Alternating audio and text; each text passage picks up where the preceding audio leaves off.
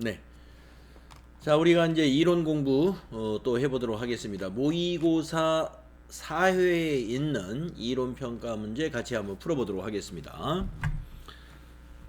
자, 1번 문제 보시면 다음은 주식회사 한공의 21년 말 재무상태표의 일부입니다. 주식회사 한공은 토지에 대하여 재평가 모형을 적용하고 있으며 22년도 말 토지의 공정가치는 480만 원입니다.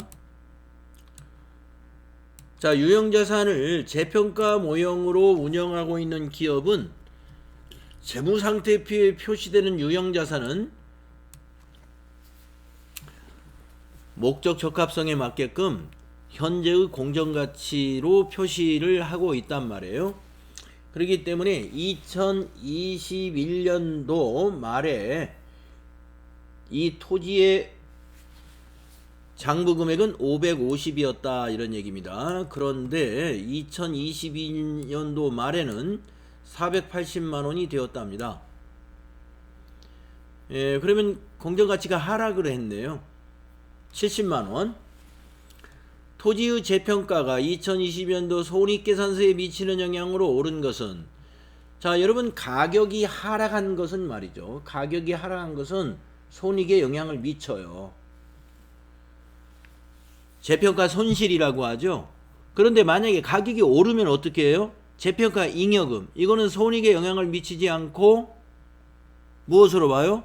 기타 포괄 손익 누계액으로 보죠. 그런데 재평가 모형으로 자산을 평가하고 있는데 토지에 대한 재평가 잉여금이 50만 원이 지금 잔액이 있습니다. 그러면 재평가 손실을 70만 원 모두 인식하면 안 되죠. 70만 원 모두 인식하면 안 되고 이 토지의 재평가 잉여금을 상계시키고 초과한 금액만 손실로 인식되기 때문에 당기의 손익에 미치는 영향은 20만 원만 재평가 손실로 인식이 됩니다. 답은 1번이에요. 재평가 잉여금을 상계 처리해야 되기 때문에. 자, 그래서 답은 1번 찾을 수 있는데 분계도 할 수 있어야 되겠죠. 그래서 분계 한번 해보도록 하겠습니다. 자, 이 문제 1번.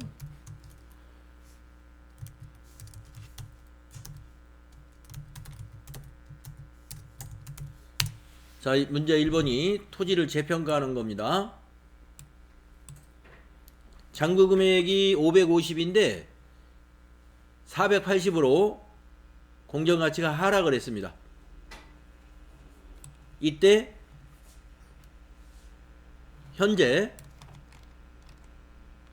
평가 시점에 재평가 잉여금은 토지 재평가 잉여금이 50만 원이 있습니다. 자, 분계를 한번 써볼까요? 자, 우선 대변에 토지 70만 원 자산 감소하죠.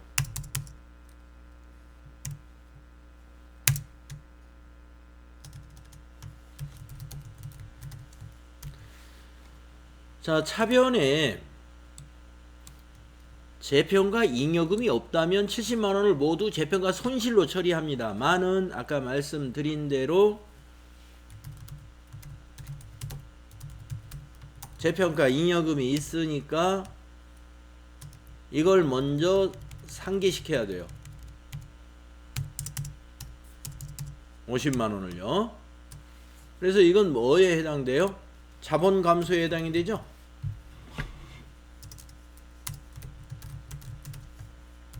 기타 포괄 손익 누계액에 해당이 되니까 자본이 차변에 오면 자본이 감소되죠. 그리고 나머지 재평가 손실 20만 원 인식하면 되는데 이 재평가 손실은 영업의 비용입니다.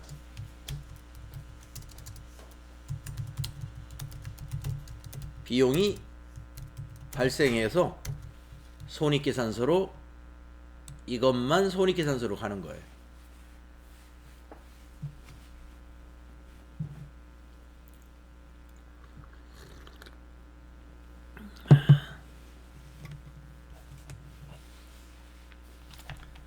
네, 재평가 관련된 분계 해봤습니다.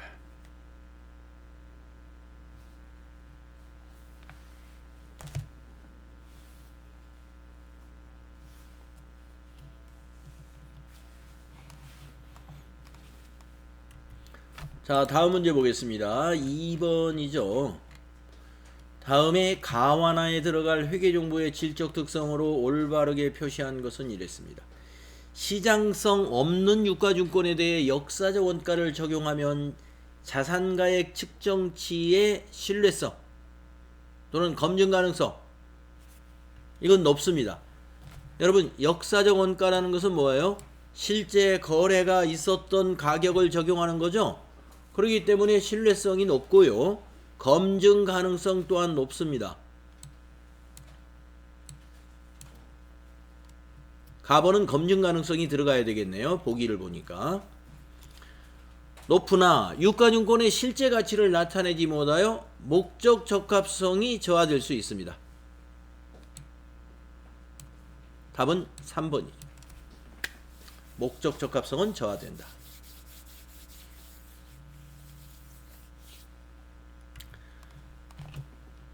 이 정도 여러분 쉽게 맞출 수 있을 것 같고요. 그 다음에 세 번째 문제. 다음은 주식회사 한공의 기말 현금 계정과 보관 중인 자산 내역이다. 재무상태표에 현금 및 현금성 자산으로 반영될 금액으로 오른 것은?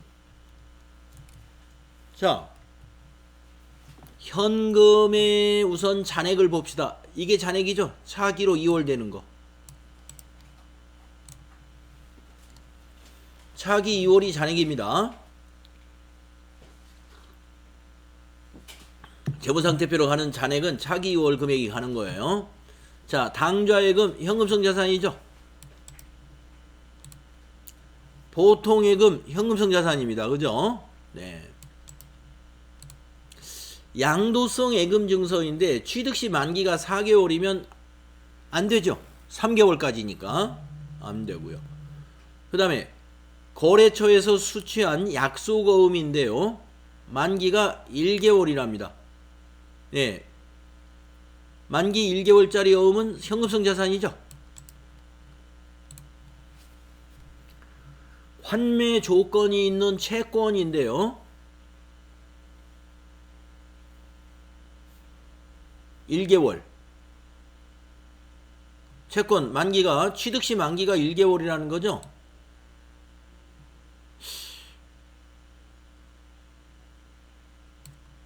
이거 제가 약속어음 현금성 자산 아니에요. 죄송합니다. 네. 약속어음은 여러분 우리가 받으러옴으로 보잖아요. 받으러옴. 네, 거래처에서 수취한 받으러옴. 매출 채권이에요. 매출 채권. 네. 실수했습니다. 이거 10만원 매출 채권이지 현금성 자산으로 보지 않습니다. 네. 만기가 1개월이든 언제든 이거는 금융상품이 아니에요. 우리가 취득시 만기가 3개월 이내인 뭐라고 그래요? 금융상품이라고 그러죠. 그래서 금융상품에는 채권까지는 금융상품이 됩니다. 그래서 50만원. 그러면 한번 다 더 해볼까요? 58만원에 68만원 75만원 네, 125만원 나오네요. 네. 그래서 답은 3번이 되겠습니다. 네, 속을 뻔했어요. 만기가 1개월 해가지고 뭐 3개월에 너무 몰입이 돼가지고 약속어음은 매출채권입니다. 현금성 자산과 별도로 매출채권으로 보고 있어요.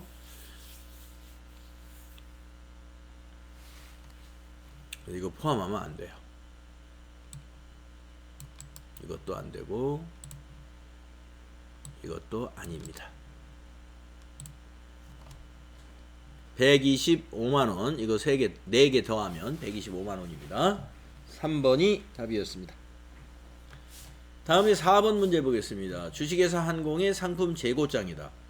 선입 선출법과 후입 선출법에 의한 4월 말 상품 재고 금액을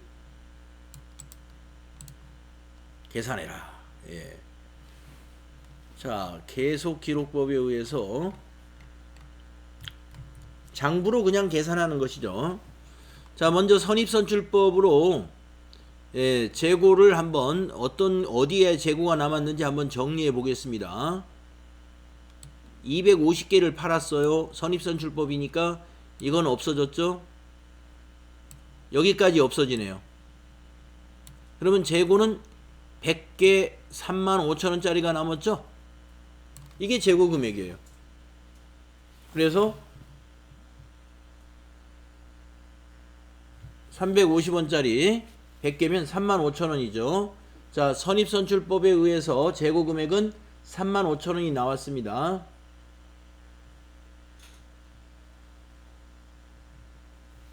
자, 후입선출법으로 한번 해보겠습니다.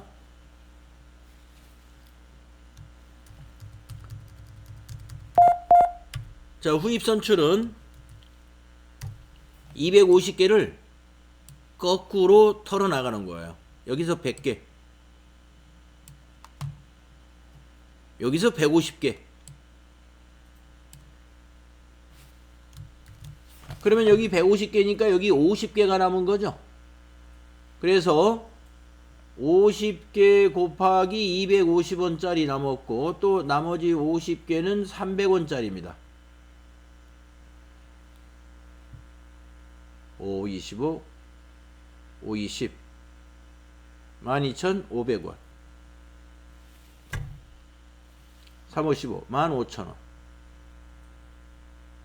자, 더하면 27,500원 나오죠.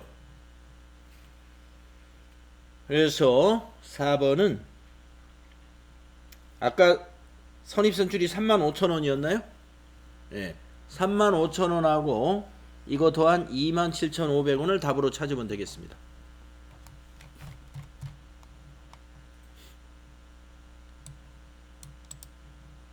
3번이래요.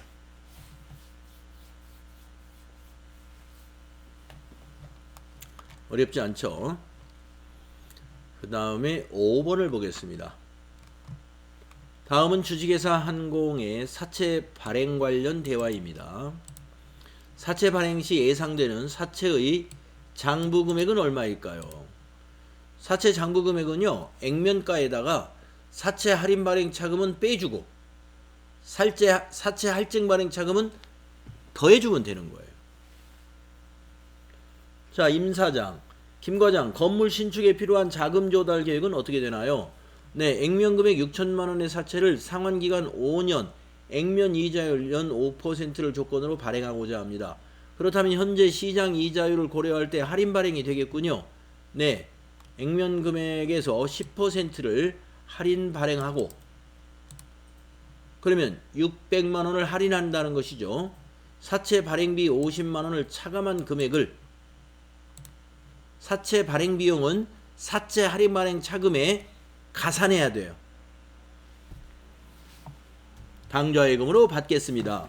그러면 액면 금액이 6천만 원인데 여기에 10% 600만 원에다가 여기 50만 원을 사채 할인 발행 차금에 가산해야 됩니다. 그러면 650만 원이 뭐예요?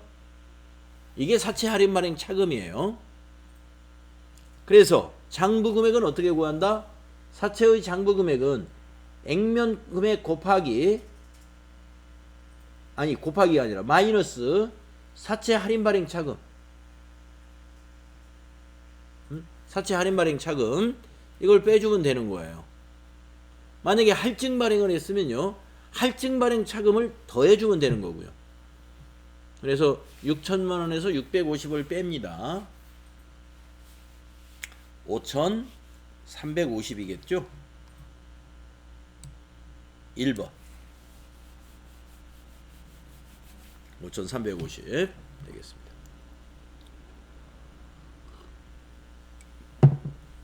다음은 6번 문제 보겠습니다. 다음 중 부가가치세법상 과세 대상 재화의 공급에 해당하지 않는 것은? 과세가 아닌 재화, 해당하지 않는 거. 교환 계약에 의한 공급은 과세죠. 법률상의 경매에 의해서 공급했다. 이 법률상 경매라고 하는 것은 민법상의 경매를 의도하는 거예요. 민법상. 예, 그래서 우리가 이거는 공급으로 보지 않죠. 2번이 되겠습니다. 현물 출자 과세죠. 과세. 가공계약 과세입니다. 다음에 7번. 다음 자료를 토대로 주식회사 한공의 2022년 제1기 부가가치세 확정신고 시 과세표준을 계산하면 얼마인가? 과세표준, 공급가액을 말하는 거죠. 단 주어진 자리는 부가가치세가 포함되지 아니하였다. 자, 지금 그 모의고사 4회의 경우 재무회계 문제 6개를 풀었을 때 앞에서 3회나 2회나 1회 이것에 비교하면 굉장히 쉬웠네요. 자, 7번부터 부가가치세 문제입니다. 과세표준 구해보겠습니다. 제품 매출액, 요거 과세표준이죠. 국가에 무상으로 기증한 제품 면세죠. 네, 국가에 무상으로 기증한 건 면세입니다. 화재로 인해서 소실된 제품, 이거는 과세표준 아니에요. 네, 공급으로 보지 않는 거죠. 중고기계 장치를 처분했어요. 이건 과세표준이죠.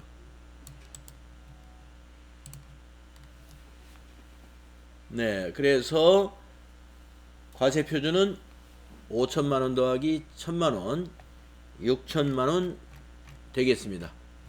답은 2번에 있네요. 다음 8번. 다음 중 소득세법상 기타 소득에 해당하지 않는 것은? 네, 기타 소득에 열거된 것이 상당히 여러 가지가 있었죠. 복권 당첨, 기타 소득. 물품을 일시적으로 대여하고 사용료로서 받는 금품, 네, 기타 소득에 해당되죠. 재산권에 대한 알선 수수료,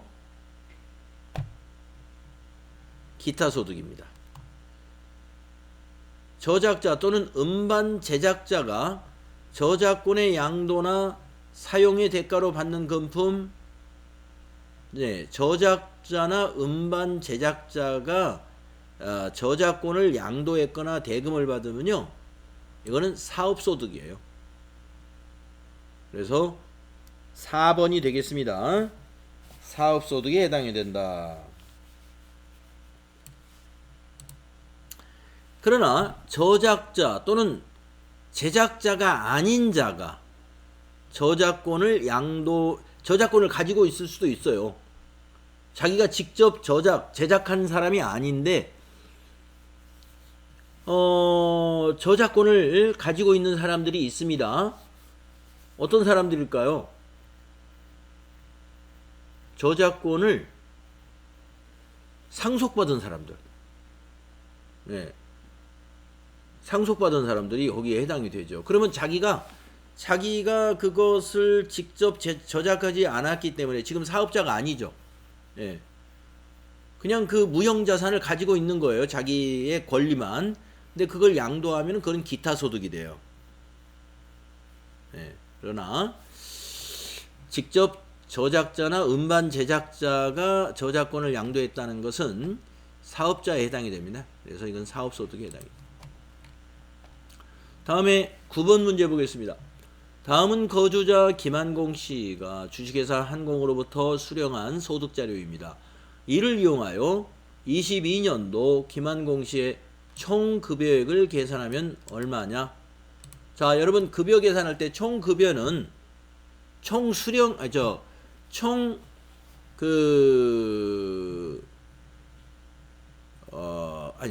두 가지 빼는 거 아시죠? 비과세하고 분리과세를 뺀다. 요거 아시면 돼요. 자, 기본급 총급여, 상여금 총급여. 식사는 제공받지 않는다면은 월 10만 원까지는 비과세가 적용이 됩니다. 그래서 여기에서는 일부만 총급여에 들어가요. 절반만. 월 10만 원이 넘었기 때문에 초과된 금액은 총급여에 포함이 됩니다. 120만 원은. 그 다음에 라번, 업무 수행에 이용하고 회사의 지급 기준에 따라 받는 자가운전 보조금. 네, 여기서도 월 20만 원까지는 비과세이기 때문에 총급여에 포함을 안 시킵니다. 만은 10만 원은 초과됐죠. 그래서 여기서도 120만 원. 총급여에 포함될 금액은 120만 원. 그래서 요 두 개에다가 240을 더해주면 되겠습니다. 그러면 390에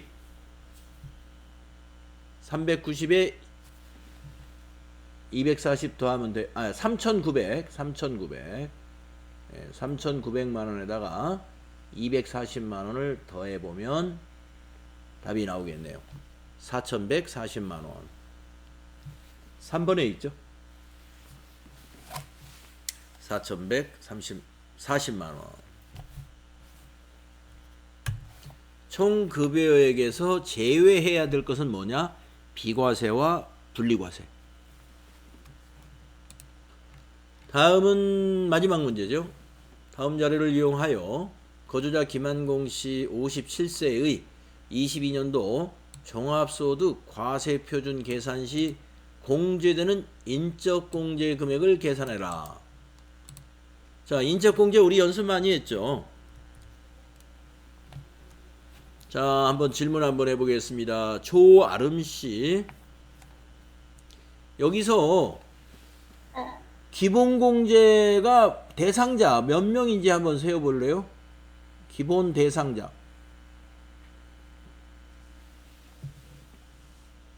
김한공 씨 예. 아내랑 네. 부친, 장남 안 되고 장녀 1, 2, 3, 4명? 네, 4명 맞습니다. 그래서 4 곱하기 150만으로 기본 공제 대상자의 인적공제를 먼저 계산을 해놓고 이제 150만 원씩 해서 그러면 600만 원이란 말이에요. 자, 그러면은 이제 최양원 씨 추가 공제만 한번 따져 보실래요? 추가 공제 부친만 해당되고요. 장남이 장애인이긴 한데 네. 사업소득이 500만 원 있어서 해당이 안 되는 거죠. 예. 그렇네요. 네. 그래서 부친은 3월 달에 사망했지만 70세 이상이기 때문에 경로우대 공제 100만 원 가능합니다. 그래서 700만 원이 답이 되는군요. 기본 공제 금액 600에다가 추가 공제 100만 원. 그래서 인적 공제액은 모두 700이다. 잘하시네요, 이제. 예. 자, 이렇게 해서 모의고사의 이론 평가를 우리가 풀어봤는데, 뭐 그동안 앞에서 1, 2, 3회 풀었던 것보다 굉장히 좀 쉽게 출제를 했던 것 같습니다. 자, 실무 수행 해보죠. 안동상사는 침구 등을 제조하는 법인기업으로 회계기간이 이번이 6기라고 했습니다. 주어진 실무 프로세스에 대하여 거래자료를 입력하시오. 3만원 초과 거래 대상 자료 영수증이 있습니다. 기부금이군요. 법정 기부금. 자, 자료 설명은 아름교육재단에 장학기금을 현금으로 기부하고 수취한 기부금 영수증이다. 이 거래는 지출증명서류 미수지 가산세 대상인지를 검토하려고 한다. 1. 거래 자료를 입력하시오. 자, 그러면 장학기금을 현금으로 기부했으니까 먼저 거래 자료를 출금 전표로 입력을 먼저 하겠습니다. 자, 우리 회사를 말이죠. 모의고사 사회로 바꿔주세요.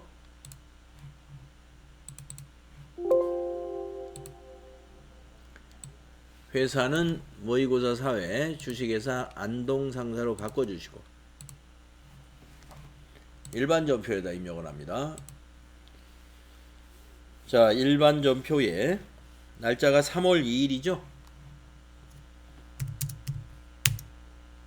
출금 전표로 기부금 처리하겠습니다.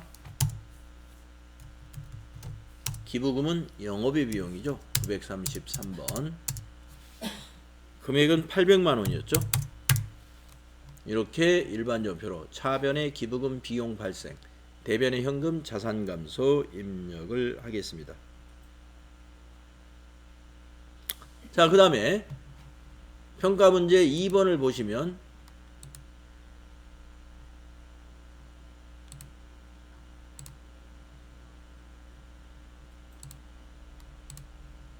영수증 수취명세에서 1과 2서식 작성하고 인적사항 입력은 생략해라. 아마 여기에 인적사항이 거의 없나봐요. 예. 이 재단법인 아름교육재단하고 사업자 번호 외에는 요 두 가지는 입력할 수 있죠. 자, 입력을 하겠습니다. 전체 메뉴 나가셔가지고 영수증 수취명세서 결산에 있는 거 아시죠? 네, 들어가서 세 번째 줄에다 입력을 하면 되겠네요. 자, 3월 2일입니다. 2022년 0302 상호에 가로 열고 제 가로 닫고 아름교육재단.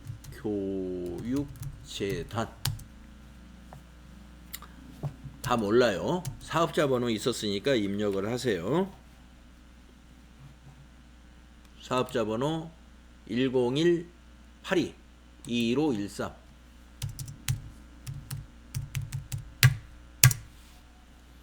거래 금액은 800만 원이죠.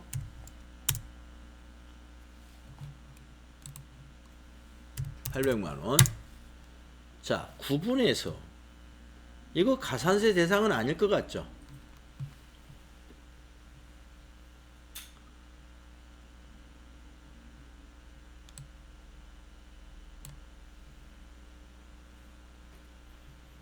자, 요거는 그 구분해 보면은요, 20번에 해당이 됩니다. 비영리 법인과의 거래. 뭐 아름교육재단에 기부했다든가, 우리가 그 법정 기부금 관련 그 단체가 다 그 비영리 법인에 해당이 돼요. 그래서 20번 적용하시면 되겠습니다. 20번. 그 위에 보면 강남구청에 세금 낸 거는 19번 적용했죠. 국가와의 거래. 국가 등과의 거래. 자, 여기서 기부금으로 코드 걸어주시고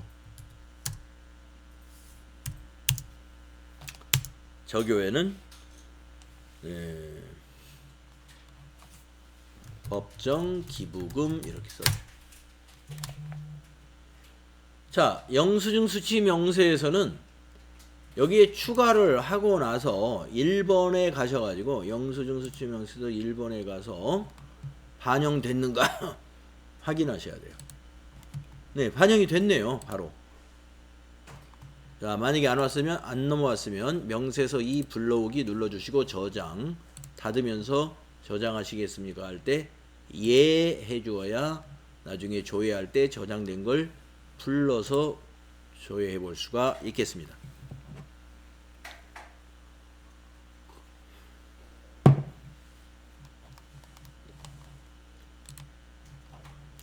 다음에 두 번째 문제로 가보겠습니다. 발행어음 만기결제 4월 2일이고요.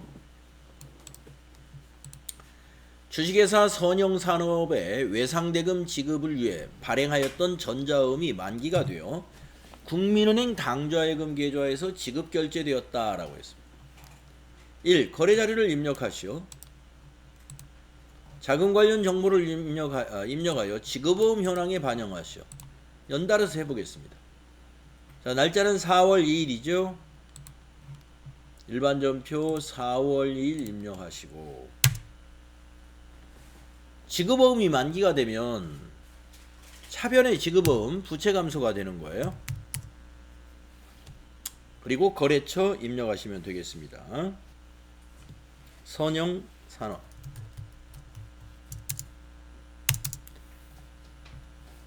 금액은 3,300만원짜리.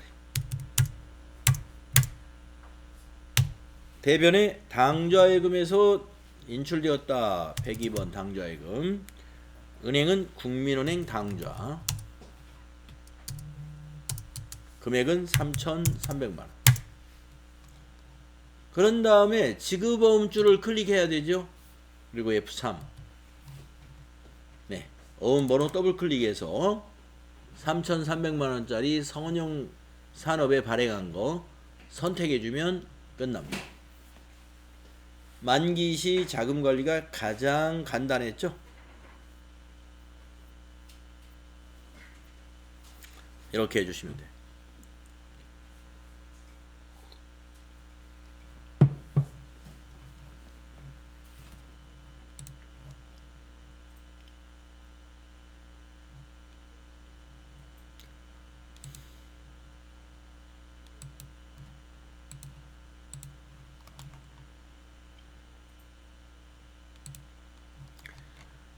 자, 다음에 세 번째 문제 보겠습니다. 퇴직금 지급. 퇴직금 지급 문제 볼까요? 퇴직소득 원천징수 내역이다. 그래서 김수연 씨가 6월 30일 날 퇴직을 했고, 퇴직급여가 이만큼인데 이만큼 공제하고 이만큼을 지급했다. 보통예금에서는 549만 7천원만 나갔네요. 당사는 확정급여형 퇴직연금에 가입이 되어 있고요. 김수연의 퇴직금 중 2천만원은 삼성생명의 운용자산에서 지급이 됐고요. 나머지는 여기 549만 7천원을 세금 공제하고 보통예금에서 이체를 시켰다, 이런 얘기예요. 자료 1은 구매팀 김수연 직원의 퇴직금 지급 관련 퇴직소득 원천징수 내역이다. 자료 2는 회사가 부담한 퇴직금을 보통예금 계좌에서 지급한 내역이다. 자, 여러분, 확정급여형 퇴직연금 제도에 가입한 회사는 퇴직급여 충당 부채를 설정하나요, 안 하나요? 설정하지요. 그렇기 때문에 6월 30일 현재 퇴직급여 충당 부채를 먼저 확인해야 됩니다. 그래서 합계 잔액시산표에 가셔가지고 6월 30일자 입력을 하십니다. 그래서 현재 비유동 부채로 넘어가서 없네요. 그런데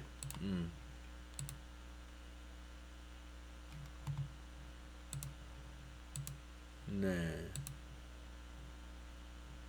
비유동 부채 없으면 없는 거예요. 퇴직급여 충당 부채가. 네.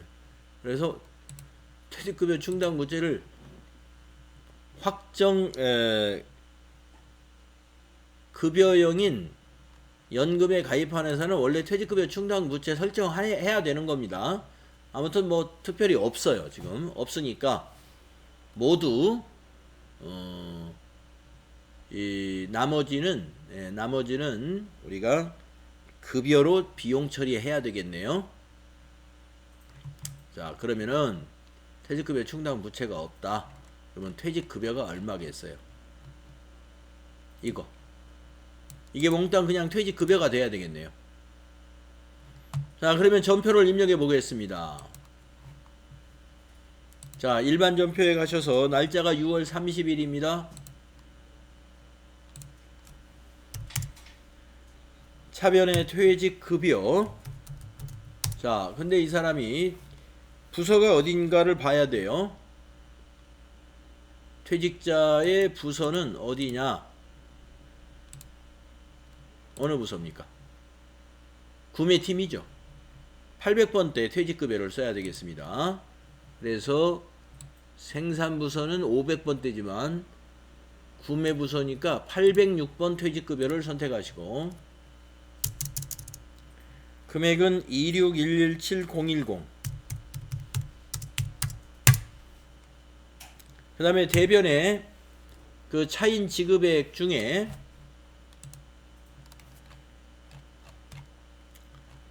$2,000,000을 퇴직연금 운용자산에서 지급했죠. 그래서 대변에 운용자산, 운용으로 한번 검색해 볼까요? 네, 운용으로 검색하면 퇴직연금 운용자산 198번 자동으로 나오죠. 자, $2,000,000 지급했다고 그랬습니다. 근데 운용자산은 거래처, 통장처럼 거래처를 걸어야 돼요. 삼성 생명이었죠. 자, 내려와서 그 다음에 보통예금에서 지급한 거 있죠. 5497000 보통예금 기업은행이죠. 그래서 대변에 103번 기업은행 보통. 네, 그 통장 거래 내역에 있는 찾으신 금액 5497000 입력하면 됩니다. 5497000. 그러면 지금 62만원 차이가 나잖아요. 이게 아마 이 두 개 더하면 62만원일 거예요. 소득세하고 지방소득세. 네?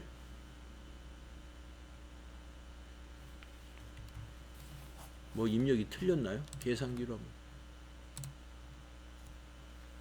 56만3,650원 더하기 56,360원 62만 10원이군요.